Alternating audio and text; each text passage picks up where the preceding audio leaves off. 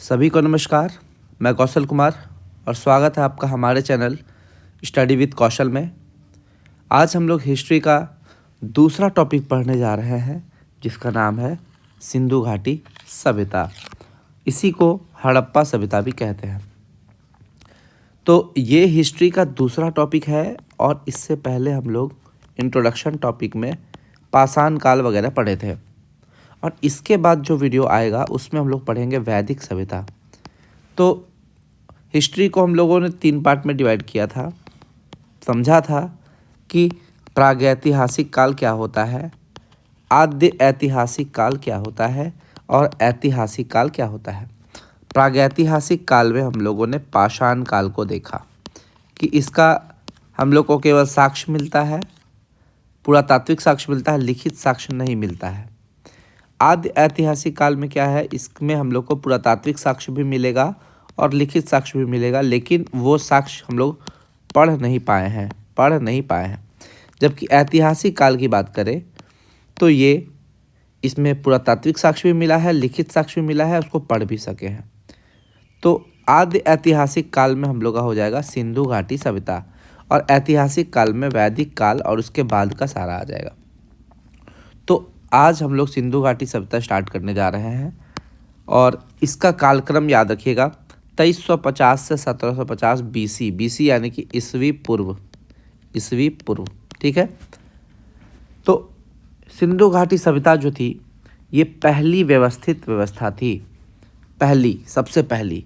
और अगर आपसे पूछे पहली व्यवस्थित व्यवस्था जो है वो भारतीय उपमहाद्वीप की है, यानी कि इससे पहले इसके पैरेलल बहुत सारी व्यवस्था चल रही थी, लेकिन उसमें भारतीय उपमहाद्वीप की जो व्यवस्थित व्यवस्था थी वो विश्व की सबसे पहली व्यवस्थित व्यवस्था थी।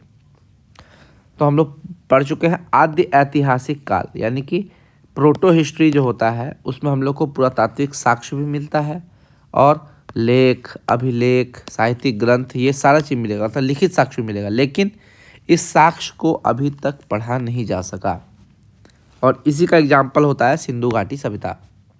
ठीक है। तो सिंधु घाटी सभ्यता आदि इतिहास पे आता है।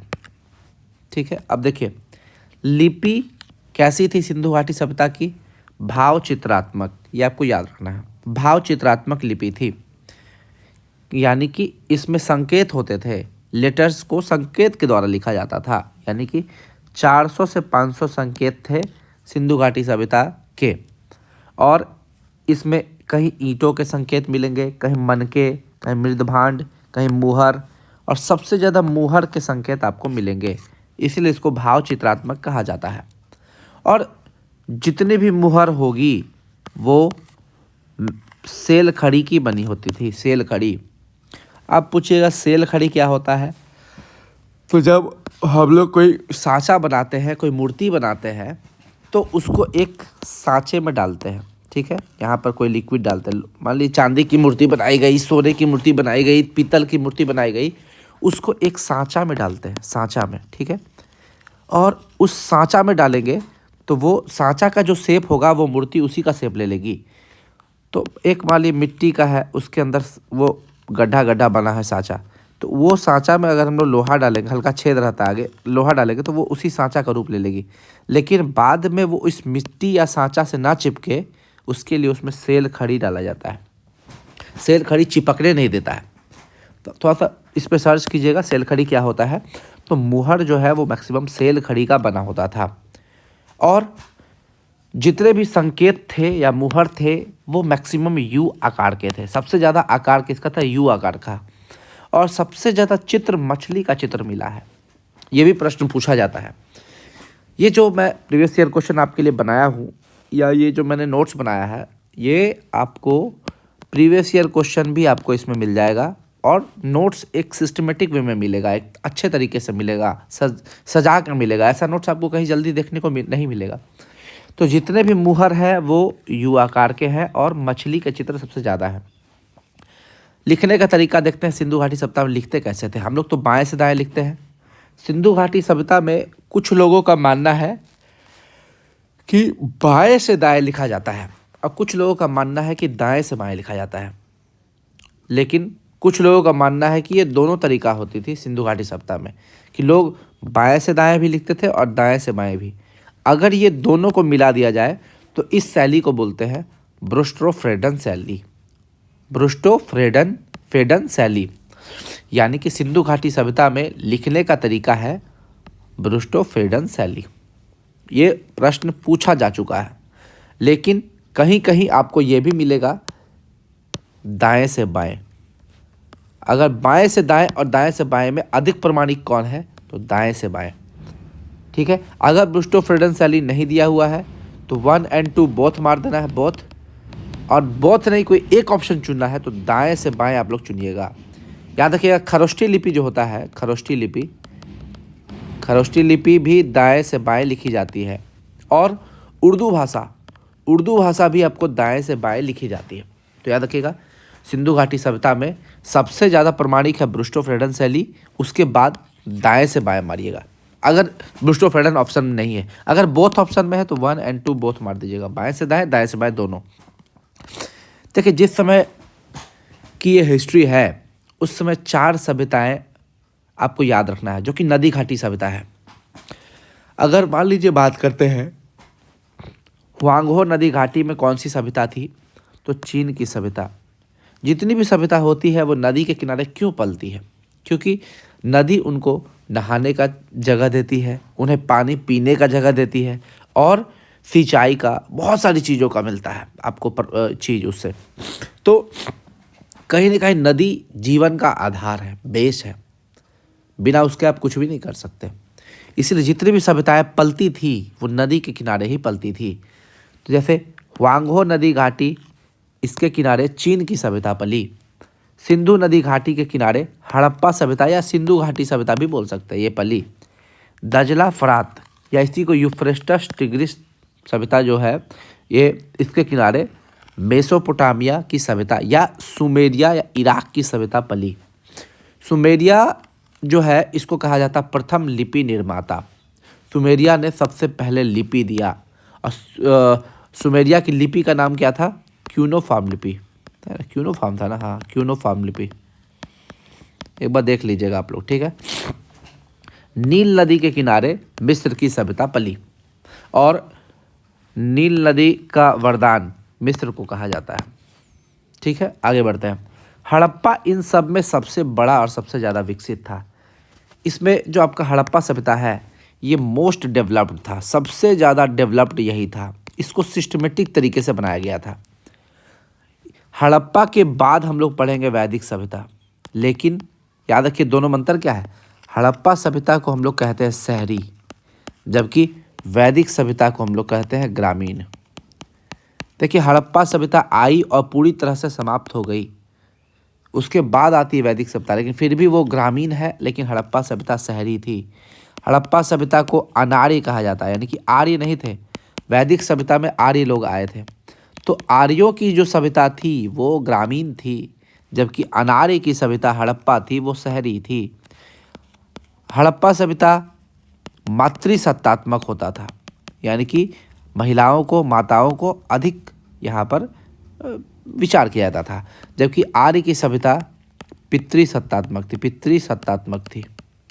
तो आपको ये समझना है, हड़प्पा सभ्यता शहरी है, अनार्य है और मातृसत्तात्मक है, जबकि वैदिक सभ्यता ग्रामीण है, आर्य है और पितृसत्तात्मक है। ये 3 भेद बार बार एग्जाम में पूछता है, और बार बार आपको यही चीज़ याद रखना है। हड़प्पा सभ्यता क्या हो जाएगा बताइए? अनार्य, क्योंकि यहाँ आर्य नहीं थे, शहरी थे और मातृसत्तात्मक थे। ठीक है, जबकि हम लोग वैदिक सभ्यता जब हम लोग पढ़ेंगे अगला वीडियो में, तो ये आर्य होंगे, यहाँ पर आर्य आ जाएंगे, ये ग्रामीण होगा और ये पितृसत्तात्मक होगा। बस इस चीज़ को याद रखिए, आपका बहुत सारा प्रश्न बन जाएगा। अगला, भारत में प्रागैतिहासिक स्थलों को खोजने का कार्य भारतीय पुरातत्व सर्वेक्षण विभाग करता है। इसके पिछले वीडियो में हम लोगों ने पढ़ा था कि भारतीय पुरातत्व सर्वेक्षण विभाग के जो सबसे पहले हेड थे वो थे अलेक्जेंडर कनिंघम, लेकिन अलेक्जेंडर कनिंघम के बाद एक महानिदेशक बनाया जाता है इसका, भारतीय पुरातत्व सर्वेक्षण विभाग का महानिदेशक, यानी कि डायरेक्टर जनरल, डीजी। ये थे जॉन मार्शल, और जॉन मार्शल के समय में 2 पुरातत्वविद आए। एक का नाम था दयाराम साहनी और दूसरे का नाम था राखल दास बनर्जी। दयाराम साहनी ने 1921 में हड़प्पा स्थल की खोज की और राखल दास बनर्जी ने इसके जस्ट एक साल के बाद 1922 में मोहनजोदड़ो की खोज की। दोनों पाकिस्तान में है, याद रखिएगा, दोनों पाकिस्तान में है। दयाराम साहनी और राखल दास बनर्जी, इस दोनों ने जो जगह खोजा वो पाकिस्तान में खोजा। मोहनजोदड़ो लड़काना जिला पाकिस्तान में है और ये सिंधु नदी के किनारे स्थित है। वहीं हड़प्पा ये रावी नदी के किनारे स्थित है और मोंटगोमरी जिला पाकिस्तान में है। आगे आते हैं, कुछ जगहों के नाम और नदी और किसने खोज किया है कहाँ पर, उसको ये बार बार एग्जाम में पूछता है, इसको थोड़ा सा एक बार दिमाग में बैठा लेते हैं। चनहुद्रो ये भी सिंधु नदी के किनारे है और ये सिंध प्रांत पाकिस्तान में है। इसकी खोज 1931 में गोपाल मजूमदार ने की। रट लीजिए, कालीबंगन घग्गर नदी के किनारे है और ये हनुमानगढ़ जिला राजस्थान में पड़ता है। इसकी खोज, कालीबंगन की खोज अमलानंद घोष ने की। कोट दीजी ये सिंधु नदी के किनारे है और ये सिंध प्रांत पाकिस्तान में है। यानी कि सिंध प्रांत में 3 गो है। यहाँ पर सिंधु नदी बहती है। सिंधु नदी के बाएं तट पर चनहुद्रो और कोट दीजी, जबकि दाहिने तट पर मोहनजोदड़ो। ठीक है, तो चनहुद्रो है बाएं तट पर और मोहनजोदड़ो दाएं तट पर। आगे, रंगपुर ये माधर नदी अहमदाबाद गुजरात में है। यानी कि रंगपुर माधर नदी के किनारे है और अहमदाबाद गुजरात में पड़ता है। और रंगपुर की खोज रंगनाथ राव ने की थी। ऐसे याद रखिएगा, रंगपुर रंगनाथ राव, ऐसे याद हो जाएगा। आगे, रोपड़ तो पंजाब में है, रोपड़ पंजाब में है और IIT रोपड़ भी है, याद रखिएगा, IIT रोपड़, उससे याद रखिएगा। और ये सतलज नदी के किनारे स्थित है और यज्ञदत्त शर्मा ने रोपड़ की खोज की थी। आप समझिएगा, आदमी लोग बहुत रोते हैं तो यज्ञ करते हैं। ऐसे दिमाग, कुछ भी आप अपना दिमाग में इसको याद कर लीजिएगा। याद करने का तरीका, हस्तिनापुर बीबी लाल। हस्तिनापुर देखिए, महाभारत में बहुत नाम सुने होंगे, महाभारत हस्तिनापुर। ठीक है, तो महाभारत में इतना खून हुआ कि वो लाल हो गया, तो हस्तिनापुर में लाल हो गया। ठीक है, और गंगा नदी, महाभारत में बात है तो पवित्र नदी की बात होगी, तो गंगा नदी। और ये चंडीगढ़ के पास है, ऐसे आप लोग याद रख सकते हैं। लोथल का बात करें, भोगवा नदी, और इसका भी रंगनाथ राव ने किया था। तो याद रखिए, रंगपुर और लोथल, चूंकि ये दोनों गुजरात में है इसीलिए इसका रंगनाथ राव, ऐसा ट्रिक से याद रख सकते हैं। रंगपुर भी गुजरात में है, लोथल भी गुजरात में है। जो गुजरात में उसका खोज किया रंगनाथ राव ने। और ये लोथल भोगवा नदी के किनारे है, मगर रंगपुर मादर नदी के किनारे है। उसके बाद राखी गढ़ी और बनावली, इस दोनों की खोज की थी रविंद्र बिष्ट ने और ये दोनों हिसार हरियाणा में है। लेकिन बनावली घग्गर नदी के किनारे है। घग्गर नदी का पुराना नाम दृशद्वती था, दृशद्वती, यानी कि यहाँ पर घग्गर नदी के किनारे कालीबंगन भी था, इसको पहले दृशद्वती कहा जाता था। पुराना नाम इसका दृशद्वती। तो पुराना नाम भी कभी कभी एग्जाम में पूछ देता है। ठीक है, जैसे सतलज नदी का सुतुद्री है, वो हम आपको बाद में बताएंगे। सुरकोटदा कच्छ गुजरात में है। भगवानपुरा ये सरस्वती नदी के किनारे है और ये सबसे पुरानी नदी, सबसे पवित्र नदी कहा जाता है। नदियों में सर्वश्रेष्ठ कहा जाता है इनको, सरस्वती नदी को। इसीलिए नदियों में श्रेष्ठ होने के कारण इनको माते तमा, नदी तमा और देवी तमा कहा जाता है। मतलब कि माताओं में श्रेष्ठ, नदियों में श्रेष्ठ, देवियों में श्रेष्ठ सरस्वती नदी को कहा जाता है। सिंधु नदी की बात करें तो इसे हिरण्यनी कहा जाता है। क्यों? क्योंकि सिंधु नदी का आर्थिक महत्व काफ़ी था। सिंधु नदी से भारतीयों को या सभ्यताओं को काफ़ी लाभ होता था, इसीलिए इसको हिरण्यनी कहा जाता है। ऋग्वेद के रचयिता कौन है? विश्वामित्र, याद रखिएगा ऐसे ही। अथर्ववेद के रचयिता अथर्वा मुनि, याद रखिएगा। पुराण के रचयिता लोमहर्ष और लोमहर्ष के पुत्र थे उग्रश्रवा। इन दोनों ने मिलकर इसकी खोज की थी। तो चूंकि ऋग्वेद, अथर्ववेद और पुराण इस चैप्टर में नहीं पढ़ेंगे, ये अगले चैप्टर का है, वैदिक सभ्यता का। तो चूंकि ये क्वेश्चन आ गया तो हम ऐसे आपको बता दिए। ठीक है, याद रखिएगा। ऋग्वेद, अथर्ववेद और पुराण के रचयिता कौन है। चलिए अगला, नामकरण। ऋग्वैदिक सिंधु घाटी सभ्यता जो है उसका क्या क्या नाम है। पहले तो इसको हड़प्पा सभ्यता बोलते हैं, तो इसका पहला नाम तो यही हो गया। उसके बाद सिंधु सभ्यता क्यों बोलते हैं, क्योंकि हड़प्पा जो है, जो सबसे पहला स्थल खोजा गया हड़प्पा, ठीक है, वो सिंधु नदी के तट पर स्थित है। दूसरा, सिंधु सरस्वती सभ्यता। देखिए सरस्वती नदी भी उसमें काफ़ी फेमस थी, इसलिए इसको सिंधु सरस्वती सभ्यता कहा जाता है। लेकिन याद रखिएगा 1947 में जब भारत आज़ाद हुआ उस समय केवल सिंधु घाटी सभ्यता की 40 बस्तियों की खोज की जा चुकी थी, लेकिन अभी 1500 से ज़्यादा स्थल खोजे जा चुके हैं। यानी कि आज़ादी के समय केवल 40 बस्तियाँ थी, अभी 1500 से ज़्यादा बस्तियों की खोज की जा चुकी है। सिंधु घाटी सभ्यता समझ गए क्योंकि ये सिंधु नदी के किनारे स्थित है। कांस्य युगीन सभ्यता, क्योंकि उस समय कांसा का बहुत यूज होता था। कांसा एक मिश्र धातु है जो कि कॉपर और टीन से मिलकर बना होता है। तो ये Cu क्या हो गया आपका, कॉपर, Cu हो गया कॉपर, और Sn हो गया आपका टीन। ठीक है, इसके बाद बात करते हैं प्रथम नगरीय क्रांति। तो इसलिए क्योंकि यहाँ पर नगरों का उदय हुआ था। मैंने पहले ही बता दिया है कि सिंधु घाटी सभ्यता जो है वो नगरीय है, शहरी है, शहरी सभ्यता है, और ये अनार्य है, और ये पितृसत्तात्मक है।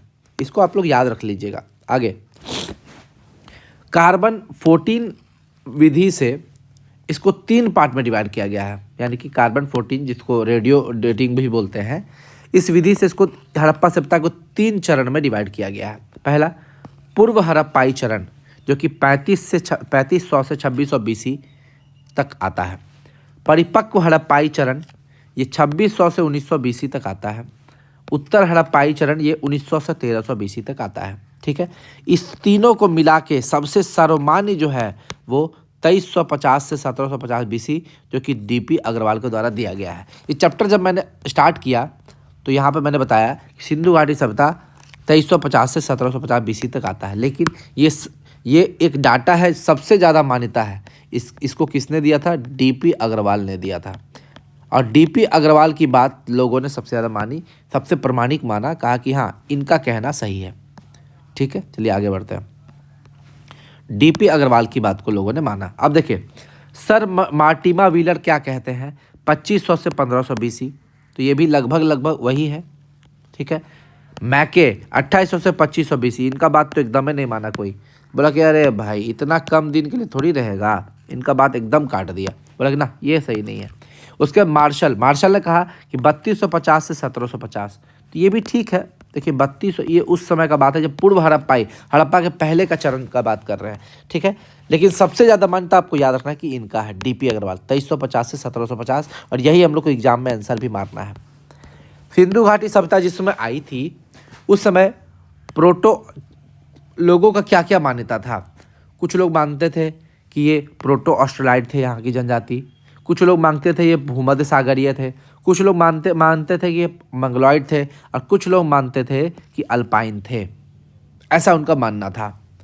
जैसे कि प्रोटो ऑस्ट्रेलाइड क्यों, क्योंकि सिंधु क्षेत्र में आने वाली पहली जाति जो कि मध्य भारत से आई थी। लेकिन सिंधु घाटी सभ्यता के लोग इन सब के मिश्रित थे, यानी कि इसमें सब थे। प्रोटो ऑस्ट्रेलाइड भी थे, भूमध्य सागरीय भी थे, मंगलॉइड भी थे, अल्पाइन भी थे। देखिए कैसे, क्योंकि सिंधु घाटी में आने वाली सबसे पहली जाति प्रोटो ऑस्ट्रेलाइड, क्योंकि यानी कि मध्य भारत, जो मध्य भारत में जो सिंधु घाटी सभ्यता के लोग थे वो प्रोटो ऑस्ट्रेलाइड थे। उसके बाद भूमध्य सागरीय, देखिए दक्षिण भारत में जो लोग थे वो भूमध्य सागरीय थे, और ये मेडिटेरियन सी से आने वाले थे। दक्षिण भारत में जितने भी लोग थे जो सिंधु घाटी सभ्यता से जुड़े हुए थे वो भूमध्य सागरीय थे। उप हिमालयी यानी कि उप हिमालयी क्षेत्र में जो थे वो मंगलॉइड थे, और मध्य गंगा और निम्न गंगा से आने वाले जो लोग थे वो अल्पाइन थे। यानी कि सिंधु घाटी सभ्यता में ये 4 जनजाति का उल्लेख है। यानी कि ये मानता है कि ये अलग अलग, अगर सिंधु घाटी सभ्यता इतना दूर में डिवाइडेड है तो मध्य में आपका कौन है, प्रोटो ऑस्ट्रेलाइड, दक्षिण में भूमध्य सागरीय, हिमालय के ऊपर में यहाँ पे मंगलॉइड, और बीच वाला जो इधर का क्षेत्र है मध्य गंगा निम्न गंगा अल्पाइन। तो ये देखिए इस तरह से डिवाइड किया है जनजातियों को। मार्टिन व्हीलर गार्डिन चाइल्ड ये क्या कहते थे, इनके अनुसार हड़प्पा का उद्भव मेसोपोटामिया से हुआ है, लेकिन एकदम हम लोग नहीं मानते हैं। ये मार्टिन व्हीलर गार्डिन चाइल्ड, ये 2 साइंटिस्ट अलग अलग हैं, एक तो मार्टिन व्हीलर और गार्डन चाइल्ड और मैके, ये तीनों मानते हैं कि सिंधु घाटी सभ्यता चुराया हुआ है, मतलब किसी दूसरे की सभ्यता को मतलब अपनाया गया है। इनका कहना है कि इनका उद्भव मेसोपोटामिया से हुआ है, क्योंकि हड़प्पा में जो अन्नागाड़ मिला है या जिगुगर यानी कि चबूतरा, वो मेसोपोटामिया जैसा मिलता जुलता है। भाई उससे मिलता जुलता रहेगा तो थोड़ी ना ये उसका सभ्यता हो जाएगा।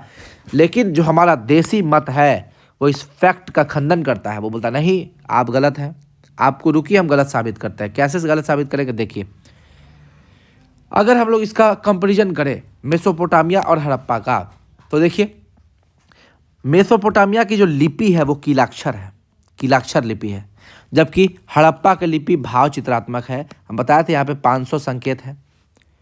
तो हमारे जो देसी मत है, जो हमारे देसी लोग हैं, उन्होंने कहा, आपने कहा कि ये मेसोपोटामिया से हम चोरी किए हैं, उद्भव हुआ है, लेकिन देखिए आपका लिपि ये चेंज हो गया, और किसी भी सभ्यता का लिपि उसका सबसे पहला प्रमाण होता है। तो आपका लिपि है कीलाक्षर और हमारा लिपि है भाव चित्रात्मक, तो सबसे पहला बात तो आपका गलत हो गया। दूसरा, नगर नियोजन की बात करें तो आपकी नगर नियोजन कम विकसित थी, हमारी नगर नियोजन अधिक विकसित थी। मैंने पहले बताया सबसे ज़्यादा नगरीय, सबसे ज़्यादा विकसित जो थी हमारी हड़प्पा सभ्यता थी। तो आप यहाँ पर भी गलत साबित हुए। हमसे आप चुरा सकते हैं, आपसे हम नहीं चुरा सकते हैं, क्योंकि जो चुराता है वो कम विकसित होता है। हड़प्पा अधिक विकसित था। हमने आपको सभ्यता सिखाई, आपने हमको सभ्यता नहीं सिखाई। उसके बाद ईंट की बात करें, आप कच्ची ईंट का प्रयोग करते थे और हड़प्पा के लोग पक्की ईंट का प्रयोग करते थे। तो यहाँ पर भी ये तीनों जो पुरातत्वविद हैं उनको गलत साबित किया हमारे देशी मत ने। उसके बाद पूजा भवन की बात करते हैं तो मेसोपोटामिया में पूजा भवन के साक्ष्य मिलते हैं, जबकि हड़प्पा में पूजा भवन के कोई साक्ष्य नहीं मिलते हैं।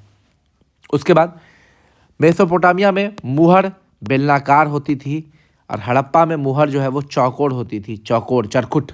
ठीक है, तो ये इन 5 प्रमाणों के आधार पर हम लोगों ने प्रूफ कर दिया कि आपने जो कहा था वो गलत है। चलिए अब आ जाते हैं, कुछ संस्कृति को देख लेते हैं। ताम्रपाषाणी कृषि संस्कृति, ये हड़प्पा का विकास उस समय होने लगा था। ठीक है, अब देखिए उसमें कौन कौन सी संस्कृति इसके पैरेलल चल रही थी। बलूचिस्तान में चल रही थी कुल्ली नाल संस्कृति, यानी कि जिस समय हड़प्पा थी उस समय बलूचिस्तान में कुल्ली नाल संस्कृति चलती थी। तो यहाँ पर टिक मार दीजिए। ठीक है, राजस्थान की सोथी संस्कृति, ठीक है, चनहुदरों की झूकर झाकर संस्कृति और हड़प्पा या सिंध की सिंधु संस्कृति, ये 4 संस्कृति पैरेलल चलती थी। लेकिन हड़प्पा की जो सिंधु संस्कृति है और राजस्थान की सोथी संस्कृति, ठीक है, इसमें समानता थी। क्या समानता थी? इस दोनों का जो मटकी का होता था ना, मटकी, उस पर फूल का चित्र रहता था, रस्सी, फूल, पत्ती, पौधों का डिजाइन होता था। ये समानता थी राजस्थान की सोथी संस्कृति और हड़प्पा की सिंधु संस्कृति में। अब समझिए, जो हड़प्पा सभ्यता थी उसका स्वरूप था त्रिभुजाकार, ट्रायंगल के आकार का त्रिभुजाकार था, और 1500 स्थल खोजे जा चुके हैं। पहले आज़ादी के समय बताए थे, आज़ादी के समय बहुत कम स्थल खोजे जा चुके थे, अभी तक 1500 स्थल खोजे जा चुके हैं। पहले 13 लाख किलोमीटर स्क्वायर एरिया था, अब इतना खुदाई हो चुका है कि 15 लाख किलोमीटर स्क्वायर एरिया बताया जा चुका है हड़प्पा स्थल का। आपसे पूछेगा हड़प्पा स्थल का एरिया कितना है? 15 लाख किलोमीटर स्क्वायर। आज़ादी के बाद अधिकांश खुदाई कहाँ हुई? भारत में हुई, और उसमें भी कहाँ? गुजरात में। गुजरात में लगभग 80% खुदाई हुई भारत में। सरस्वती और उसकी सहायक नदियों के बीच में गुजरात में जितने भी स्थल खोजे गए हैं उसके साक्ष्य मिलते हैं। इसीलिए इसको सिंधु सरस्वती सभ्यता भी कहते हैं, क्योंकि सरस्वती नदी के किनारे भी बहुत सारी चीज़ों की खोज की जा चुकी है। इसका ये चौहद्दी है, इसको हम लोग देख लेते हैं। सिंधु घाटी सभ्यता के सबसे पूर्व में आलमगीरपुर है, जो कि यूपी में है। अगर आपसे पूछे ये जो आलमगीरपुर है यूपी में, ये किस नदी के किनारे है, तो ये हिंडन नदी के किनारे है। और आलमगीरपुर की खोज किसने की थी? यज्ञदत्त शर्मा ने की थी। और इसी यज्ञदत्त शर्मा ने, आपको मैंने बताया था, रोपड़ की खोज की थी। जब आदमी बहुत रोता है तो यज्ञ करता है। ये ट्रिक मैंने बताया था, ट्रिक आप लोग लगाइए, याद कीजिए, एग्जाम में पूछना है आपको, ट्रिक ही याद आएगा। तो आलमगीरपुर और आपका रोपड़, इसकी खोज यज्ञदत्त शर्मा ने की थी। तो भारत के सबसे पूर्वी, भारत का नहीं, सिंधु घाटी सभ्यता का सबसे पूर्वी भाग है आलमगीरपुर। पश्चिमी भाग की बात करें तो ये है सूतकांगडोर, जो कि बलूचिस्तान में है। किस नदी के किनारे? दास्क या कहीं के दस्त नदी, ये भी लिखता है दस्त नदी। सबसे उत्तरी भाग मांडा, जो कि जम्मू कश्मीर में है, और ये चिनाब नदी के किनारे है। और सबसे दक्षिणी भाग दैमाबाद महाराष्ट्र में है, और ये गोदावरी नदी के किनारे स्थित है। अब देखिए, सबसे पूर्वी और सबसे पश्चिमी भाग के बीच में कितना डिस्टेंस है? 1600 किलोमीटर। और सबसे उत्तरी और सबसे दक्षिणी भाग के बीच में 1400 किलोमीटर। ये भी आपको याद रखना है। ये चौहद्दी है सिंधु घाटी सभ्यता की। पूर्व में क्या है, पश्चिम में क्या है, उत्तर में क्या है, दक्षिण में क्या है, ये एग्जाम में पूछता है। एग्जाम ओरिएंटेड क्वेश्चन है ये, याद रखिएगा, बहुत पूछता है एग्जाम में ये क्वेश्चन। आगे बढ़ते हैं। क्षेत्रफल के आधार पर अगर हम लोग इसको डिवाइड कर दें तो क्षेत्रफल के आधार पर इसका ट्रिक है महाराधा। महाराधा तो मौ से हो गया सबसे बड़ा मोहनजोदड़ो, दूसरा हौ से हड़प्पा, तीसरा रा से राखी गढ़ी, और धौ से धौलावीरा। धौलावीरा, ठीक है। तो इसमें आपको याद क्या रखना है कि जो नया खोज हुआ हाल ही में जो नया खोज हुआ उसमें मोहनजोदड़ो से भी बड़ा राखी गढ़ी को बताया गया है। लेकिन एग्जाम में जो प्रश्न पूछता है वो मोहनजोदड़ो ही सबसे बड़ा मानना है। अब देखिए, हाल ही का खोज में इससे सबसे बड़ा स्थल पाया गया है। और भारत का अगर आपसे पूछे, भारत का सबसे बड़ा सप्त सैंधव प्रदेश ये राखी गढ़ी को बताया गया। लेकिन पूरे सिंधु घाटी सभ्यता तक सबसे बड़ा मोहनजोदड़ो, लेकिन ये भारत का नहीं, पाकिस्तान का है। पाकिस्तान में हड़प्पा भी पाकिस्तान में है, राखी गढ़ी भारत में है, ठीक है। इसलिए आपको याद रखना ये चीज़, ये जो 4 मैंने ट्रिक बताया था महाराधा, उसी ट्रिक से एग्जाम में मारना है। आगे आते हैं, हड़प्पा सभ्यता की विशेषताओं को देख लेते हैं, एक एक करके विशेषता देख लेते हैं। नगर नियोजन, जो कि इसकी सबसे बड़ी विशेषता है। नगर नियोजन हड़प्पा सभ्यता की सबसे बड़ी विशेषता है। और नगर 2 हिस्सों में विभाजित था। हड़प्पा का नगर 2 हिस्सों में विभाजित था। एक था पश्चिमी हिस्सा, दूसरा पूर्वी हिस्सा। पश्चिमी हिस्सा ऊंचाई वाले स्थान पर दुर्ग या टीला पर होता था, और पूर्वी हिस्सा निचले स्थान पर होता था जहां पर गहराई होती थी, उस वाले स्थान पर होता था। मोहनजोदड़ो फिल्म जिसने देखा होगा वो समझ सकते होंगे। हीरोइन से मिलने वो जाता है ना, ऋतिक रोशन, तो वो आप देखिएगा मोहनजोदड़ो फिल्म में आपको समझ में आएगा। 2 हिस्सों में डिवाइडेड था, पश्चिमी हिस्सा और पूर्वी हिस्सा। पूर्वी हिस्सा इसका निचले स्थान पर आता है और पश्चिमी हिस्सा ऊंचाई वाले स्थान पर, या दुर्ग या टीला पर। तो दुर्ग या टीला या कोई ऊंचाई वाला स्थान है, वहाँ पर पश्चिमी हिस्सा होता था। लेकिन इसका अपवाद है धौलावीरा, है ना, धौलागीरा, धौलावीरा, ठीक है, जो भी है। धौलागीरा ये 2 नहीं, ये 3 हिस्सों में डिवाइडेड था। 3 हिस्सों में डिवाइडेड था, जिसको बांटा गया था उत्तर, मध्य और निम्न। 3 पार्ट में डिवाइड किया गया था। बस ये आपको याद रखना है। ऐसे जनरली हड़प्पा सभ्यता का नगर 2 हिस्सों में डिवाइडेड था, लेकिन धौलागीरा 3 हिस्सों में डिवाइडेड था। आगे, पश्चिमी भाग दुर्गीकृत होता था। देखिए, पश्चिमी हिस्सा दुर्ग या टीला पर होता था, दुर्गीकृत होता था, याद रखना है। लेकिन इसका भी अपवाद है। इसका अपवाद क्या है? चनहुद्रो, इसमें कोई दुर्गीकृत नहीं है। कालीबंगा का बात करें, कालीबंगा दुर्गीकृत है, और ये घग्गर नदी के किनारे राजस्थान में है। इसकी खोज अमलानंद घोष ने 1951 में की थी। बार बार बता रहे, रिपीट कर रहे बार बार। अब देखिए, कालीबंगा का एक और खासियत था, इसमें दुर्गीकृत तो था, लेकिन इसका पश्चिमी हिस्सा पूर्वी हिस्सा दोनों अलग से दुर्गीकृत था। जबकि हम लोगों ने क्या पढ़ा था, पूर्वी हिस्सा निचले स्थान पर, पश्चिमी हिस्सा दुर्ग पर होता था। तो जो दुर्ग पर होता था, टीला पर, उसको दुर्गीकृत करते थे, पूर्वी हिस्सा को थोड़ी करते थे। लेकिन कालीबंगा ऐसा क्षेत्र है जहाँ पश्चिमी और पूर्वी दोनों भाग अलग से दुर्गीकृत किया गया है। तो यही प्रश्न एग्जाम में पूछता है। आपसे क्वेश्चन पूछेगा 3 पार्ट में डिवाइडेड कौन है, तो धौलागीरा। पश्चिमी और पूर्वी पार्ट दोनों अलग से दुर्गीकृत कहाँ है, तो कालीबंगा में। और जहाँ दुर्गीकरण है ही नहीं, चनहुद्रो। बस यही प्रश्न एग्जाम में पूछता है। अब देखिए, चनहुद्रो का कुछ और खासियत है जिसको देख लेते हैं। चनहुद्रो में आपको मिला है मनके का कारखाना। देखिए, इसको थोड़ा सा अंडरलाइन कर देते हैं ताकि आप लोग को समझ में आए। चनहुद्रो और कालीबंगा समझ में आना चाहिए, ठीक है। यहाँ पर आपको मनके का कारखाना मिला है। कहीं भी मनके का कारखाना मिलेगा तो वहाँ भट्टी भी मिलेगा, तो चनहुद्रो में भट्टी भी मिलेगा, याद रखिएगा। हाँ, एक चीज़ और बताए थे आपको, सिंधु नदी जो जाती है उसके लेफ्ट साइड में चनहुद्रो है, राइट साइड में मोहनजोदड़ो है, बताए थे। यानी कि बाएं तट पर चनहुद्रो, दाएं तट पर मोहनजोदड़ो। तो चनहुद्रो सिंधु नदी के बाएं तट पर है, ठीक है। और समझिएगा, चंद्रोद्रम मणके का कारखाना मिला है, और जितना भी श्रृंगार का सामान है सब मिलेगा। लिपस्टिक मिलेगा, आभूषण मिलेगा, काजल, कंघा, उस्तरा, ये सारा चीज़ आपको चंद्रोद्रम मिलेगा। उसके बाद मिट्टी की पकी हुई पाइपनुमा नाली मिली है। तो मिट्टी की पकी हुई पाइपनुमा नाली कहाँ मिली है? चंद्रोद्रम मिली है। आगे बढ़ते हैं। कालीबंगा में, ये तो बता ही दिए, पश्चिमी और पूर्वी भाग अलग से दुर्गीकृत। अब समझिएगा, काली का मतलब होता है काला, बंगा का मतलब बैंगल यानी कि चूड़ी, बैंगल यानी कि चूड़ी। तो काला बैंगल यानी कि काले रंग की चूड़ी मिलेगी। तो सबसे पहला बात तो यही हो गया। फिर यहाँ कालीबंगा में खेती का प्रमाण मिला है। कैसे? क्योंकि यहाँ जूता हुआ खेत मिला है, जूता हुआ खेत मिला है, खेती का प्रमाण मिला है। उसके बाद अग्निकुंड और वेदिकाएं मिली है।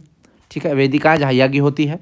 और कालीबंगा से समाधान के साक्ष्य भी मिले। समाधान यानी कि जमीन में गाड़ा हुआ आदमी, इसका भी साक्ष्य मिला है। उसके बाद बात करते हैं लोथल। देखिए 3 चीज, चन्हुद्रो जहाँ कर कोई दुर्गीकरण नहीं है, कालीबंगा जहाँ पर पश्चिमी और पूर्वी भाग अलग से दुर्गीकृत है। अब देखिए लोथल में क्या है, दोनों भाग एक ही साथ दुर्गीकृत है, यानी कि पश्चिमी पूर्वी भाग एक के साथ दुर्गीकृत कर दिया है। यानी कि देखिए ये पूर्वी भाग का बाउंड्री हो गया, ये पश्चिमी भाग का बाउंड्री हो गया। जबकि लोथल में क्या करेगा, देखिए लोथल में पश्चिमी और पूर्वी दोनों का एक ही बाउंड्री होगा। जैसे देखिए पश्चिमी और पूर्वी दोनों को अगर अलग अलग बाउंड्री किया तो ये हो जाएगा कालीबंगा, लेकिन पश्चिमी और पूर्वी दोनों का एक ही बाउंड्री है, वो हो जाएगा लोथल। अंतर समझिए, यानी कि यहाँ चित्र मैं बना देता हूँ तब आपको समझ में आएगा। ये हो गया पश्चिमी भाग, पश्चिमी, सॉरी क्यों गलती हो रहा है, पश्चिमी, और ये हो गया पूर्वी, ये हो गया पूर्वी। ठीक है, दोनों का एक ही बाउंड्री है। तो ये हो गया आपका लोथल, तो ये हो गया आपका लोथल। लोथल की खोज किसने की थी? R.S. राव ने 1945 में की थी, R.S. राव ने। और ये भोगवा नदी गुजरात के किनारे पर है। और समझ लीजिए R.S. राव यानी कि रंगनाथ राव, रंगनाथ राव। और इसे लघु हड़प्पा या लघु मोहनजोदड़ो भी कहते हैं। लोथल को लघु हड़प्पा या लघु मोहनजोदड़ो, ये आपको याद रखना है। लोथल को ही हम लोग लघु हड़प्पा या लघु मोहनजोदड़ो कहते हैं। यहाँ बंदरगाह मिलता था, गोदीवाड़ा बंदरगाह। ठीक है, और यहीं पर आपको रंगाई कुंड, अग्निकुंड भी मिलेगा। यानी कि अग्निकुंड आपको 2 जगह मिल गया, एक तो कालीबंगा में अग्निकुंड मिल गया और लोथल में भी आपको अग्निकुंड मिल गया। और जल प्रबंधन की व्यवस्था अच्छी थी। गोदीवाड़ा यानी कि बंदरगाह था, ये सिंधु घाटी सभ्यता का सबसे फेमस बंदरगाह यही था। और यहाँ पर फारस की सील मिली है, फारस की सील, यानी कि इससे प्रमाण मिलता है कि लोथल से जो भी सामान आता था वो फारस से आता था। फारस की मुद्रा की सील मिली हम लोग को, सील। ठीक है, आगे आते हैं।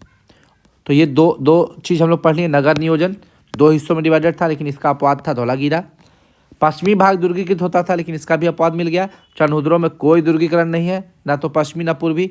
कालीबंगा में है तो दोनों को अलग अलग, पश्चिमी पूर्वी को अलग अलग किया है। और लोथल में है तो पश्चिमी और पूर्वी को एक साथ दुर्गीकृत किया है। अब देखिए तीसरा, जितनी भी सड़क थी वो समकोण पर काटती थी 90 डिग्री पर। ये जो एंगल है आपका 90 डिग्री है, ये एंगल 90 डिग्री, 90 सब 90 डिग्री। यानी कि सड़कें एक दूसरे को समकोण पर काटती थी, यानी कि 90 डिग्री परपेंडिकुलर पर काटती थी। और इन सड़कों को क्या कहा जाता था? Oxford circus. ये ऑक्सफोर्ड, आपसे पूछेगा ऑक्सफोर्ड सर्कस किसकी विशेषता है? सिंधु घाटी सभ्यता की विशेषता है। बस आपको यही दिमाग में रखना है। आगे, दरवाजे, खिड़कियाँ, गलियाँ, ये सारी कहाँ खुलते थे? दरवाजे और खिड़की गलियों में खुलते थे। यानी कि जो हमारा ये क्या बोलते हैं, ये जो हमारा दरवाज़ा है, खिड़की है, वो आपको कहाँ खुलेगा? गली में खुलेगा, सड़क पर नहीं खुलता था। लेकिन इसका अपवाद था लोथल। लोथल में जो दरवाज़ा और खिड़की है वो मुख्य सड़क में खुलता था। इसका रीज़न बता सकते हैं कोई? देखिए लोथल, इसका काम है यहाँ पर बंदरगाह है, बंदरगाह है, यानी कि यहाँ पर ट्रेड होगा, व्यापार होगा। अगर गली में खुलेगा मान लीजिए इसका दरवाज़ा और खिड़की, तो उसको सामान का लेन देन में बहुत दिक्कत होगा। इसीलिए वहाँ के लोग इसका जो खिड़की, दरवाज़ा खिड़की है, मुख्य सड़क में खोलते थे ताकि व्यापार करने में सुविधा हो। सीधा सामान को रूम से सड़क पर लाया जा सके, गली में नहीं। गली से सड़क लाने में दिक्कत होता, इसीलिए ये आपको याद रखना है। सीधा लोथल में क्या करता था? मुख्य सड़क में खुलता था। तो मुझे लगता है कि यही होना चाहिए। तो आपको सोचिए, दिमाग लगाइए क्या होता है। समुचित जल निकासी की व्यवस्था, लेकिन इसका अपवाद है बनावली में आपको जल निकासी का साक्ष्य नहीं मिलता है। तो याद रखिएगा, ऐसा कौन सा जगह है जहाँ पर जल निकासी का साक्ष्य नहीं मिलता है? बनावली। उन्नत जल प्रबंधन व्यवस्था कहाँ पर है? जल प्रबंधन की व्यवस्था बेस्ट कहाँ पर है? लोथल और धौलावीरा। एग्जाम्पल इसका लोथल में और धौलावीरा में। इस दोनों जगह पर आपको उन्नत जल प्रबंधन की व्यवस्था है, लेकिन जल प्रबंधन की व्यवस्था उन्नत कहाँ नहीं, एकदम बेकार है, वो है बनावली। जल निकासी का कोई साक्ष्य नहीं मिलता है। आगे, पक्की ईंट का प्रयोग कहाँ मिलता है? पूरे सिंधु घाटी सभ्यता में आपको पक्की ईंट का प्रयोग मिलेगा, लेकिन इसका अपवाद है। यह अपवाद ही पूछता है एग्जाम में, याद रखिएगा। एग्जाम में आपका अपवाद पूछेगा, अपवाद में 2 याद रखना है। पहला तो कालीबंगा, जहाँ पर आपको पूर्वी भाग में आपको पक्की ईंट का प्रयोग तो होता है, लेकिन पश्चिमी भाग में कच्ची ईंट का प्रयोग होता है। पूर्वी भाग में होगा पक्की ईंट, लेकिन पश्चिमी भाग में कच्ची ईंट का प्रयोग होता है। तो कालीबंगा का जो पश्चिमी भाग है वह कच्ची ईंट का प्रयोग हुआ है। अब आपसे पूछेगा क्यों? क्योंकि यहाँ पर लोग खेती करते थे, खेती करने के लिए उनको ज़्यादा पक्की ईंट की ज़रूरत नहीं है। चनहुद्रों का बात करें तो वहाँ पर जो ईंट मिला है वो वक्राकार या बेलनाकार ईंट का प्रयोग, ज़्यादातर एग्जाम में वक्राकार पूछता है। वक्राकार ईंट का प्रयोग कहाँ हुआ है? वो चनहुद्रों में हुआ है। बार बार बता रहे हैं, चनहुद्रों में मनके का कारखाना मिला है, और जहाँ पर मनके का कारखाना मिलेगा वहाँ पर आपको ईंटा का भट्ठी भी मिलेगा। और बात करें, चनहुद्रों में आपको लिपस्टिक, कंघी वगैरह ये सब श्रृंगार का सामान मिला है। श्रृंगार का सामान चनहुद्रों में आपको बिना दुर्ग का शहर कहते हैं, क्योंकि यहाँ कोई दुर्गीकरण नहीं। देखिए, इसके पहले पता है कोई दुर्गीकरण नहीं है चनहुद्रों, तो पूछेगा बिना दुर्ग का शहर चनहुद्रों, आपको आंसर मार देना है। और एक चीज़ बार बार रिपीट करते हैं, सिंधु नदी है, उसके बाएं तट पर चनहुद्रों है और दाएं तट पर मोहनजोदड़ो है। बस आगे बढ़ते हैं। महत्वपूर्ण तथ्य की बात करें कुछ सिंधु घाटी सभ्यता से रिलेटेड, तो याद रखिएगा, यहाँ पर दास प्रथा का प्रमाण मिलता है। दास प्रथा का प्रमाण मिलता है। उसके बाद ये मातृ प्रधान देश है। फिर से रिपीट कर देते हैं, सिंधु घाटी सभ्यता और वैदिक सभ्यता में, वैदिक सभ्यता भी पढ़े नहीं, अगला वीडियो में पढ़ेंगे, दोनों में कंपैरिजन। सिंधु घाटी सभ्यता अनार्य थी, यानी कि यहाँ पर आर्य लोग अभी नहीं आए हैं। वैदिक सभ्यता में आर्य आते हैं। आर्य लोग जो थे वो ग्रामीण होते थे, जबकि सिंधु घाटी की सभ्यता के लोग वो शहरी होते थे या नगरीय होते थे। सिंधु घाटी सभ्यता के लोग मातृसत्तात्मक या मातृ प्रधान, जबकि वैदिक सभ्यता के लोग पितृसत्तात्मक थे। ये 3 कंपैरिजन आपको एग्जाम में याद रखिए, बार बार रिपीट करता है। तो ये चूंकि सिंधु घाटी सभ्यता पूछ रहे हैं तो ये मातृ प्रधान थे। और इसका प्रमाण कैसे मिलता है? क्योंकि यहाँ नारियों की मूर्ति ज़्यादा मिली है, तो ये आपको प्रमाण मिलता है यहाँ पर। हम इतना बार बोलेंगे कि आपको याद करवा देंगे।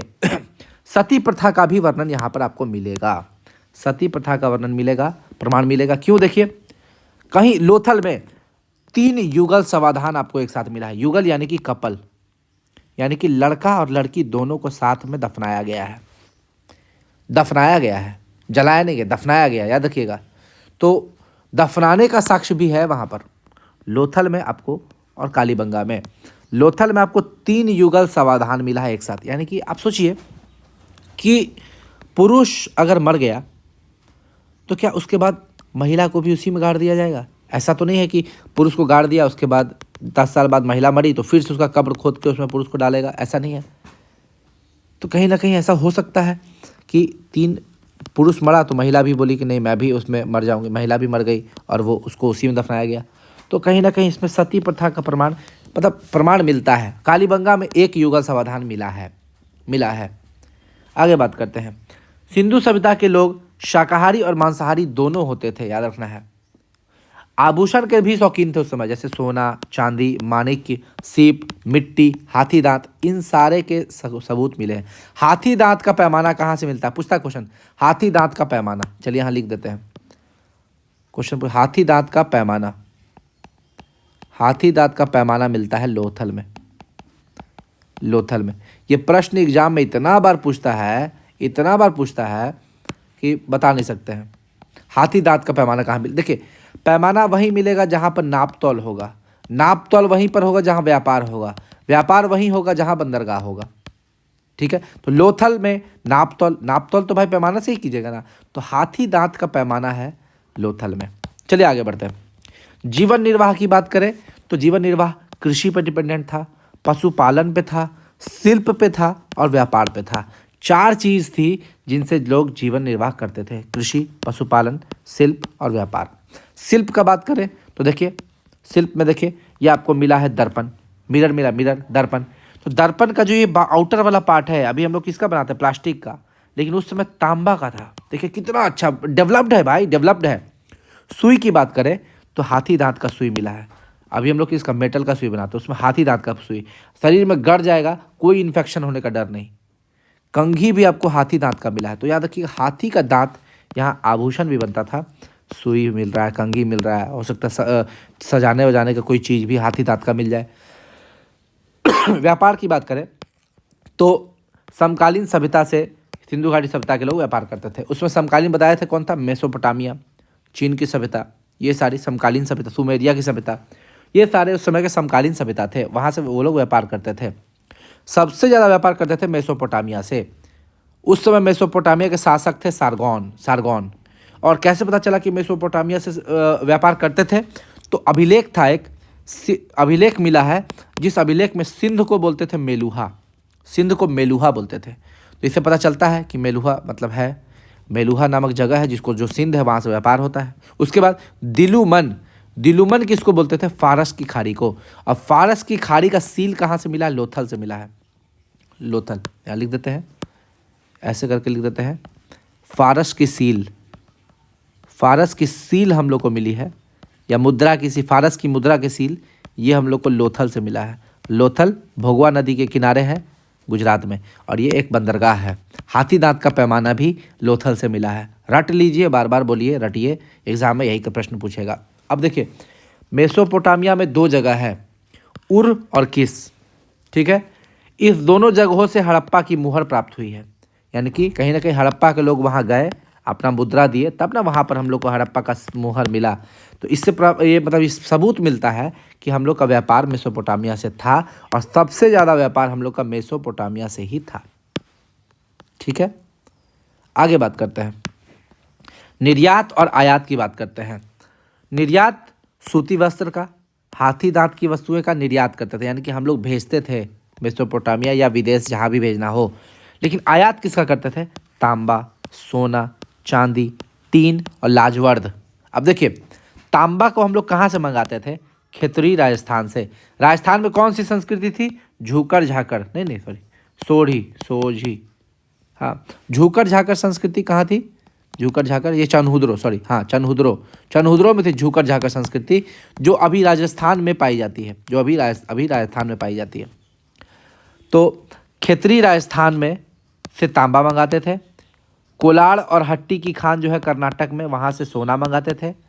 और बदसखा अफगानिस्तान में है, वहाँ से चांदी, टीन और लाजवर्द मंगाते थे। तो ये आयात का सामान था जो कि भारत के लोग, सिंधु घाटी सभ्यता के लोग उस समय मंगाते थे। हड़प्पा के लोग को 9 फसलों का ज्ञान था। उस समय केवल 9 फसलों का हम लोग को ज्ञान था।